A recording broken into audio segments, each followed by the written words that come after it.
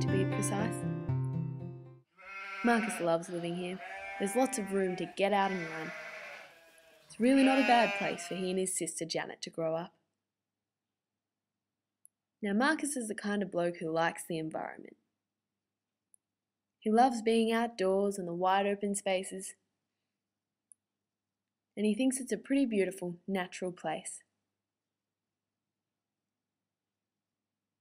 And Marcus is the kind of kid that likes to blend into that environment.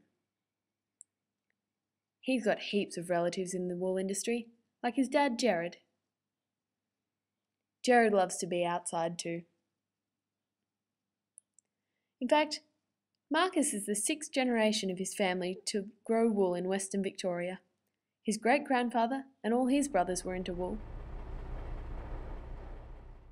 And his grandpa Frank was pretty good at it too. Now, Marcus's dad Jared had the choice to be an engineer or a wool producer. But Jared chose wool production and has been hard at it for 39 years. He just loves working with sheep and spends all his time on the farm or in the shed, working with people as well as with animals. And even over all those years, the team might have changed. But Jared's passion for growing wool hasn't. He just loves it.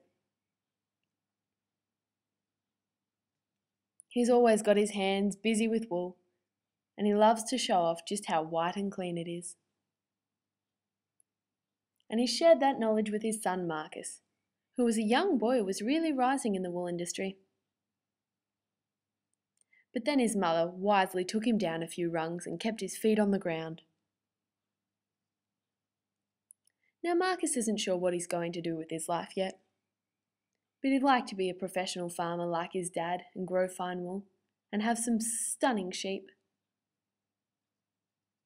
He could even make some money out of it. He'd like that. Let's just say for now, he's a young boy trying to look how he can separate himself from the rest of his flock.